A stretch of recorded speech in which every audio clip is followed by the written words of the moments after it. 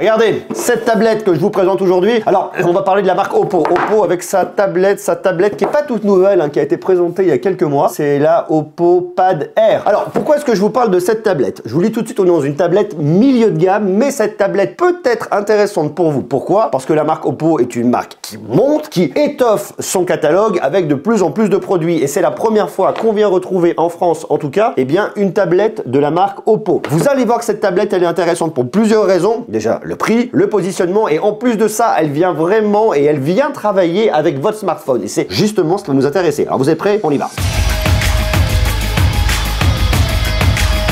Oppo Pad Air. Alors regardez, déjà je vous montrer rapidement la boîte. C'est joli, c'est clair. On vous met le pad. Moi, ce que j'ai trouvé vachement rigolo, je sais pas si c'est rigolo, mais en tout cas ça m'a interloqué, c'est parce que vous voyez pas du tout la marque Oppo. Et généralement, une marque, elle veut se mettre en avant, elle veut qu'on voit que c'est elle. Et ben là non. Donc là, vous voyez effectivement une tablette, vous voyez pad. Alors moi, c'est vrai que quand je vois pad, ça me fait souvent penser à iPad. Alors peut-être parce que la marque iPad de Apple est beaucoup plus forte. C'est un pad, c'est une tablette. Bon, des pads, il y en a plein. On porte la dénomination pad, notamment chez Xiaomi et consorts. Donc bon, rien de surprenant. Pour trouver le Oppo, il faut venir là. Donc ça, c'est intéressant vraiment d'un point de vue purement stratégie de marque. Comment est-ce que sur le packaging, ils viennent mettre leur marque? Vous voyez, là, j'ai la référence du produit, Oppo Pad Air. Mais sinon, j'ai que Oppo ici, j'ai que Oppo ici, et j'ai que Pad ici, et j'ai même pas Pad Air. Allez savoir pourquoi. Ça montre un truc, ça montre que le nom Pad Air n'est pas encore fort, n'est pas encore connu, ne sert à rien. Que ce produit, si vous l'avez dans les rayons, vous allez retenir quoi? Vous allez retenir pad, tablette, tablette, pad. Ok, ça peut m'intéresser. Je vais pas l'acheter forcément pour la marque, je veux l'acheter parce que j'ai un prix, parce qu'il est intéressant. Et je sais même pas si ce produit est référencé en magasin. On peut l'acheter sur le web. D'ailleurs, je vous mets un lien dans la description. Vous pouvez le trouver chez Boulanger. D'ailleurs, je vous dis le prix tout de suite. Regardez, j'ai ma feuille. Voilà.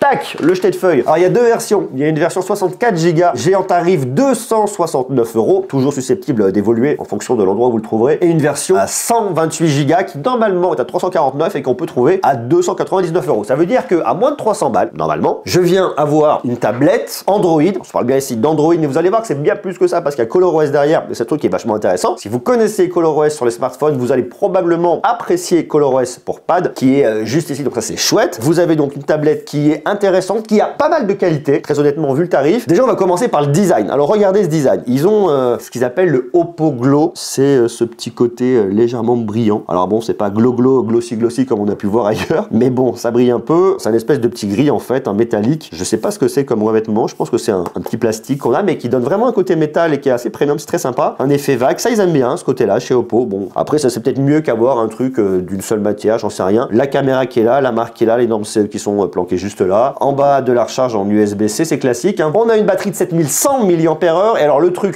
je vous le dis tout de suite, il faut prendre votre mal en patience. Ici vous avez un bloc de charge qui est fourni avec, ça c'est bien, mais c'est de la charge 18 watts. Alors sur le site de Oppo, il vous marque de la recharge rapide. Oui, peut-être un peu pour un smartphone, mais pas des masses. Néanmoins, une tablette, on n'a pas besoin de la recharger comme on rechargerait un smartphone. On peut davantage prendre son temps, donc ça me dérange pas trop. Ça fonctionne. L'autonomie est plutôt bonne. Vous allez monter jusqu'à 10 heures. Ça dépend sur l'usage mix, ça dépend ce que vous allez en faire. Oppo nous annonce jusqu'à 15 heures en lecture de vidéo. Jusqu'à, c'est le max, hein. C'est ce qu'ils annoncent. Donc bon, faut quand même partir en dessous. Mais ce qui est cool, c'est que vous avez un processeur de Qualcomm. C'est un Snapdragon 680 gravé en 6 nanomètres. Je vous passe le truc. On est ici sur du milieu de gamme de chez milieu de gamme. Mais une fois de plus, pour ce que va venir faire cette tablette, ça fonctionne. Donc bon, pas de mauvaise surprise en tout cas. Autre petite spécificité intéressante, vous avez 4 Go de RAM que vous pouvez venir étendre virtuellement. Vous venez dans RAM, 4 Go de RAM plus 1 Go de RAM. Alors ça, c'est de la RAM virtuelle. En fait, ce que ça vient faire, si vous le savez pas, la RAM, c'est la mémoire vive. Ça va vous aider pour plein de trucs. Bon, je vous passe un peu sur le côté technique, on s'en fout un peu. Mais comprenez que 4 Go de RAM, alors c'est pas une tablette qu'on va utiliser pour faire des choses extrêmement pointues. On n'a pas besoin de beaucoup de performance. Mais si vous voulez un petit peu plus de RAM, eh bien, vous allez taper dans la ROM. C'est en fait tout votre stockage et vous allez pouvoir créer de la RAM virtuelle. Donc, vous passez d'un 4 Go de RAM à, lorsque vous l'actionnez ici, alors on est sur 4 Go de RAM, vous montez à 5 Go de RAM, vous montez à 6 Go de RAM, vous montez à 7 Go de RAM. Vous voyez, je suis bon en maths. À peu près le principe. Voilà, on est là-dedans. Donc, il faut vraiment venir garder ça. Ça va pas vraiment changer la face du monde, soyons clairs, mais ça peut venir assouplir un peu l'expérience. On va retenir ça comme ça. Donc ça, c'est plutôt cool. Alors, puisque je suis là et on va y rester, on va se parler de l'expérience logicielle parce que c'est un point fort chez Oppo, c'est ColorOS. Alors, ColorOS, il y a un truc déjà qui est bien. C'est comme son nom l'indique, ils ont même une petite couleur au niveau des icônes. Donc, ça permet d'avoir vraiment une très belle lisibilité au niveau de l'expérience. Donc, ça, c'est vraiment très chouette. Et puis surtout, vous pouvez aller assez loin, notamment au niveau de la personnalisation. Vous allez pouvoir venir changer pas mal de choses. Les icônes, le fond d'arrière-plan, la forme des icônes, les couleurs, la taille des polices, bref. Donc on peut venir un peu personnaliser l'histoire, je trouve ça très très cool. Alors ici, il faut savoir qu'on est sur une tablette avec un taux de rafraîchissement de 60 Hz. Donc on va pas pouvoir venir choisir son taux de rafraîchissement. On est sur du 60 Hz. 60 Hz, c'est la base. Donc pas plus, pas moins. Ça donne quoi? Ce truc, en fait, ça sera très bien pour tout ce qui va être divertissement. Regardez des films, regardez des séries sur Netflix, MyCanal, Disney+, tout ce que vous voulez, ça va. C'est correct. La qualité est bonne. On est en plus de ça sur une dalle IPS, c'est du LCD. On va pas avoir des noirs profonds comme on l'aurait sur de l'OLED, mais une fois de plus, on est à moins de 300 balles. Donc on va pas tout attendre. Donc bon, on reste quand même sur un truc qui est maîtrisé, un truc qui est limité. On a suffisamment de performance et de fluidité pour venir faire tourner des petits jeux. Vous voyez là, j'ai mis par exemple un Asphalt 9 qui tournera et il n'y a pas de souci, ça fonctionne bien, mais il y a certains jeux où on sera un peu limité, donc il faut le savoir. Donc c'est une tablette pour le quotidien, pour venir faire un peu de bureautique, pour faire ses mails, si on aime faire ses mails là-dessus. Moi je suis plus sur ordi, mais on peut venir gérer des mails là-dessus sans problème. On peut venir également faire des réservations, des voyages, voilà, faire plein de petits trucs. Mais on va pas avoir la tablette la plus performante du monde. Ça, il faut vraiment le savoir. Ça permet d'avoir une petite tablette du quotidien. Et surtout, ce qui est cool avec cette tablette, c'est cet écran. Parce que regardez, en termes de prise en main, c'est vachement bien. Ça se prend très très bien en main. Alors bon, il faut des très grandes mains si vous voulez le tenir comme ça, mais c'est pas le sujet. On est quand même sur une dalle de 10,36 pouces. Ça reste grand, ça reste correct. En plus de ça, je la trouve pas très lourde. Elle fait 440 grammes. Elle est bien équilibrée au niveau du poids, donc il n'y a rien de déconnant ici. Le truc qui est bien, c'est la résolution. On est sur 2K. Chouette. Après, sur une tablette comme ça, il vaut mieux l'écran quand même grand. Donc si vous êtes sur une résolution inférieure, ça va dégrader l'expérience. On a donc 2000 pixels ici et 1200 pixels. Alors après, la densité de pixels est pas folle. 225 pixels par pouce et par moment, on va le voir. Lorsque vous vous baladez, j'en sais rien, moi, je vais me mettre là sur YouTube, ça se voit un peu sur des miniatures, sur des choses. Mais si vous vous mettez un film, si vous vous mettez une série, pour moi, il n'y a rien de déconnant, il n'y a rien de dérangeant là-dessus. Je vous parlais tout à l'heure de tout ce qui était performance. Alors, on s'en doutera une fois de plus, vu le tarif et vu le positionnement, ils viennent maîtriser la chose. La Technodrame, c'est de la LPDD R4X qui fonctionne bien. Attention, hein, ça va très bien. C'est une fois de plus qu'on va retrouver usuellement sur cette gamme-là, donc pas de mauvaise surprise. Le stockage, la Techno, c'est de l'UFS 2.2. Ça va, c'est correct. On peut venir augmenter son stockage jusqu'à 512 Go. Donc, si jamais vous arrivez à saturation, bon, vous en mettre un petit peu plus. Je vous recommande pas nécessairement la version 64 Go parce que 64 Go, si vous aimez bien installer plein d'applis et que vous leur mettez un peu dans la gueule, ça peut à un moment coincer un petit peu. Alors, il y a l'extension effectivement, mais mieux vaut rajouter un peu d'argent. Je vous dis là, vous mettez 30 € de plus et vous doublez votre stockage. Donc, le 128 Go, pour moi, c'est quand même un truc à venir réfléchir. D'autant plus avec ce tarif-là, au lieu de 349, vous l'avez à 299. Une fois de plus, les liens sont en bas. Donc, ça, c'est cool. Alors, il y a un autre sujet dont il faut que je vous parle, c'est tout ce qui va être audio. On va se mettre une de mes vidéos. Je vous ai beaucoup parlé de Oppo cette semaine. Hein. C'est pas fait exprès, mais ce produit, je voulais vous en parler quand même avant la fin de l'année. Et comme le Find X5 Pro, c'est le smartphone de l'année pour moi, et que en plus, je vous parlais de leur smartphone pliant, le Find N2 Flip qui va arriver l'année prochaine. Vous voyez, ça fait beaucoup d'actu sur Oppo, mais c'est chouette. Alors regardez, on va se mettre ça et on va écouter un peu le son.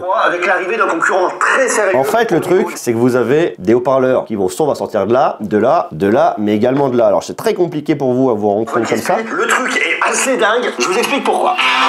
Mais le truc qui est bien, si vous voulez, hop là, c'est toi monsieur Greux. Le truc qui est bien, c'est que ça vient pas énormément spatialisé, mais on a vraiment du son qui vient un peu de tous les côtés. Donc ça c'est cool. Le truc qui est un peu moyen, mais une fois de plus, dans cette gamme de prix, ça me dérange pas, le son est assez médium, très clairement. Donc si vous l'écoutez comme ça, je sais pas si vous le savez, vous allez saigner des oreilles. Si je baisse la moitié, j'entends vraiment pas grand chose. Faut que je sois dans un environnement très maîtrisé parce que sinon, le son est pas énorme. Hein. J'entends un peu, mais bon, après moi je gueule, hein, très honnêtement. Donc c'est normal. Et ça manquerait un poil de puissance et puis surtout, ça va manquer d'avoir un spectre un peu plus large, un peu plus de rondeur. On est vraiment sur le médium, vous voyez, un peu comme ça. Et c'est le truc qui est des fois un peu dommage. Donc, ce que vous pouvez faire, c'est venir mettre, alors vous l'avez pas inclus avec, mais ça vaut le coup de venir le faire, c'est de venir soit brancher ici avec un petit accessoire USB-C jack pour venir brancher un casque en filaire si vous voulez. Sinon, vous vous connectez en Bluetooth, vous avez du Bluetooth 5.1 et c'est là où vous allez maximiser l'expérience. Alors après, vous avez tous les codecs qui vont bien, SBC, AAC, aptX, aptX HD et du LDAC. Donc, on a ici quoi faire. Donc, quel que soit votre casque, si vous avez même un super casque de Sony, eh bien, vous pouvez venir l'utiliser ici, pas de problème. Donc ça, c'est cool. L'autre truc qui est un peu limite, c'est la luminosité. 360 nits.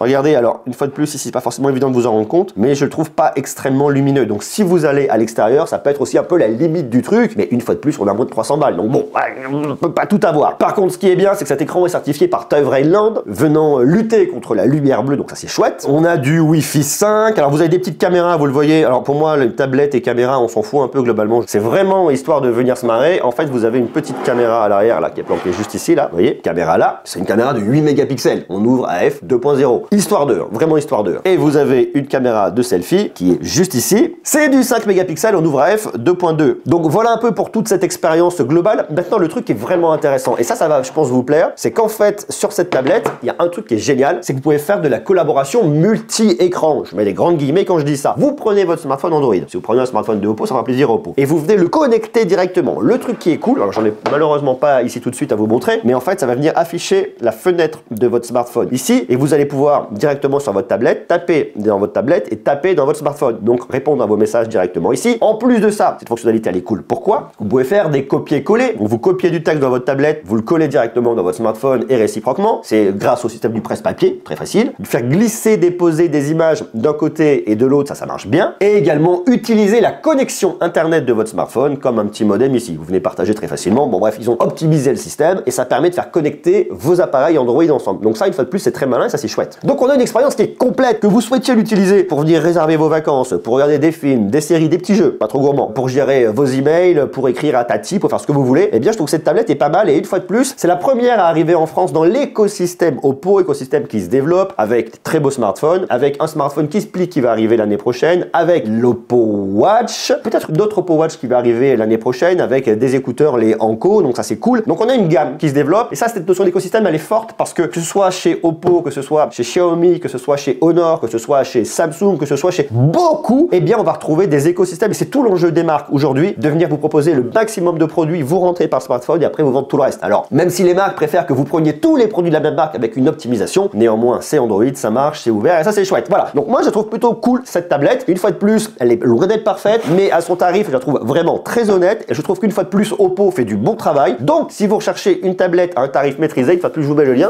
Je vous le redis, la version 64 Go, en ce moment chez Boulanger, elle est à 269 et la version 128 à 299. Tous les liens sont en bas. Voilà, donc comme ça, vous savez tout. On reparlera l'année prochaine de Oppo avec les Find X6, Find X6 Pro et les Find N2 Flip. Voilà, s'ils pouvaient améliorer un peu les noms pour les rendre un peu moins couchés dehors, ça m'arrangerait. Merci Oppo, même si je sais que tout le monde ne m'écoutera pas et qu'ils s'en foutent, bien évidemment. Donc, je vous embrasse, prenez soin de vous, passez de bonnes fêtes. Si vous regardez cette vidéo avant les fêtes, et si vous la regardez après, bonne année, je vous aime, ciao.